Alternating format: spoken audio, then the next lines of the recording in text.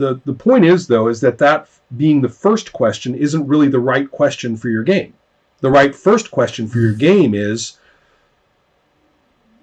more about how does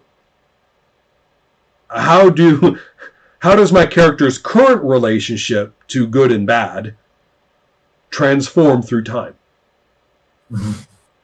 Notice you've got a philosophical background, so you'll notice I said good and bad, not good and evil. Right. Yeah. And so the idea here is, if that's kind of where we're at, I mean, it sounds a little pretentious. Oh, we're going to have like this philosophical, like ethical, thing here. I just want to fight some goblins, man. See if I'm a badass enough to make it through the goblins. So you've got kind of an interesting question. What does fantasy role-playing mean for this game isn't actually the default meaning of the term. Where the default meaning of the term is, the digital games have basically learned it from tabletop role-playing, said, hold my beer, and went off and done it 1,000 times better than we ever could. Can I survive? Can I reap the rewards? Can I beef up?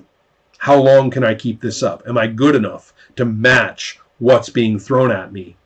Do I spend my resources properly? Do I gain them fast enough as the challenges mount? Can I hack it?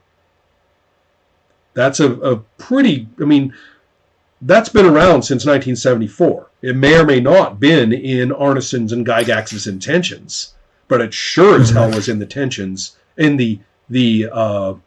intentions of a vastly large number of people who played those games in the 70s.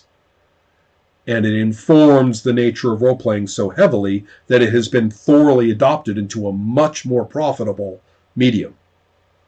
Yeah. Right. So, therefore, when we look at this game, and you're saying we do want blood, death, risk, and fear. But it is in service to this other priority.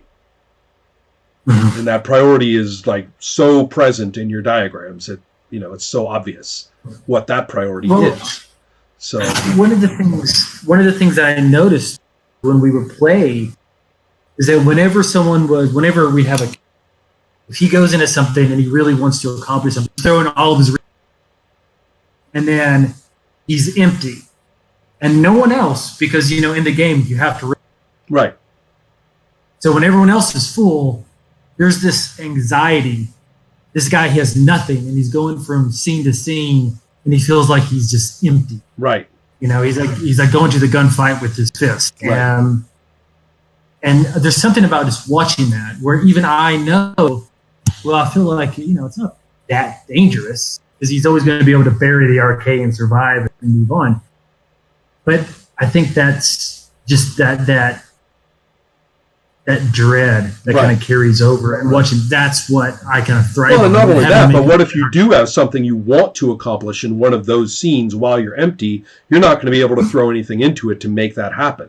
You're going to have to really be relying on the luck of the draw at that point, and that's scary, right? Everybody else is playing, Texas Hold'em, and you're forced to play stud this particular scene. What if you want something? What if something's cropped up now that you really want?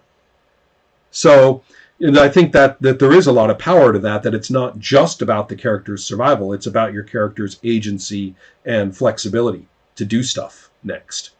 And which is a big deal in this game, right? And the fact that you have that riding on resources, I think, is very important. Your character's scope of action, their flexibility of response is resource dependent in your game.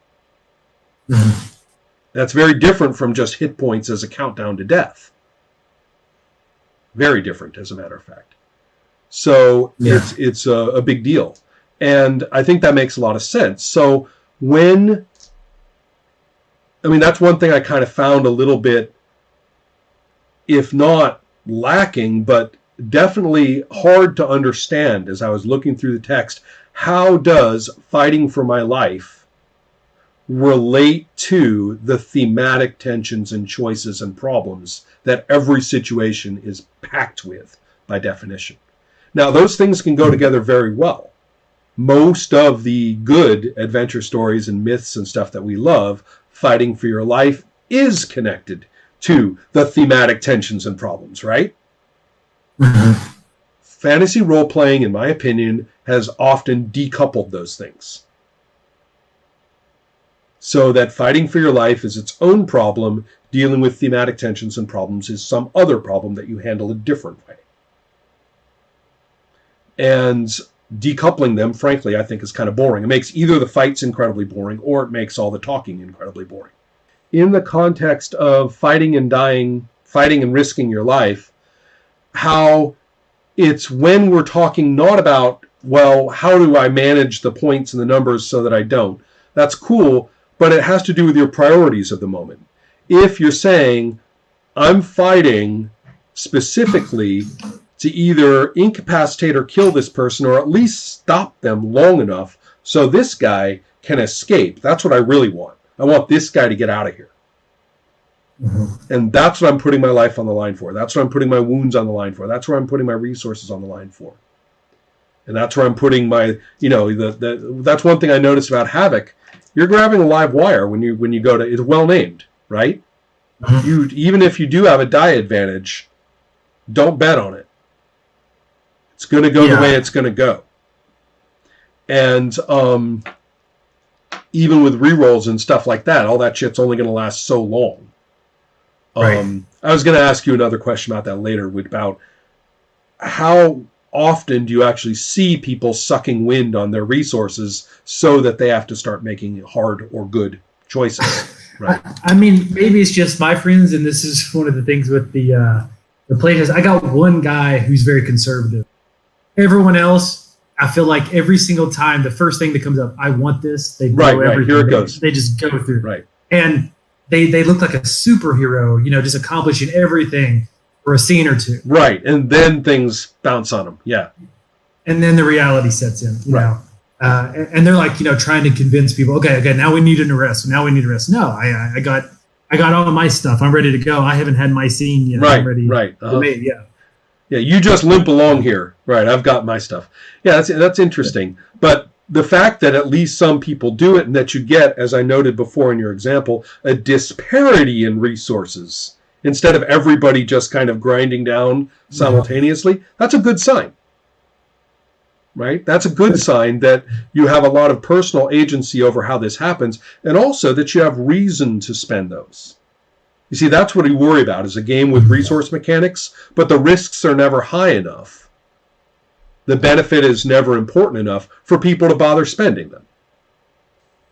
One of the things that I've kind of wondered about is, me and my friends, we call it like time dilation, where when people are setting their books and their destiny, and they tend to have this really long-term plan, and then this other guy has a very short-term plan. Right. Go on. Yeah, and then we just had this, and one of the characters, he burned through all of his essence. He came very dark, and he was holding on to his very soul by the time that he got his revenge and died, and his character ended. And it was beautiful. We were all like, yeah. But then when we looked at the other characters, they're like, it felt like 25-30% into their storyline. Right.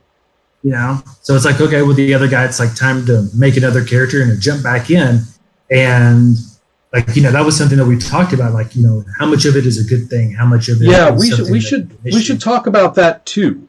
I think that we might save that for another time, because one of the elements of character death that we need to talk about is how does that relate to player participation? And you just mentioned about making another character. And then also, how does that relate to these arcs of interest? Is it okay for my arc to conclude and everybody else is just as happy to have witnessed that and then to keep playing their own? Or is there sort of a weird business that if my arc is peaking, then everybody else just sort of becomes a bit player for a while?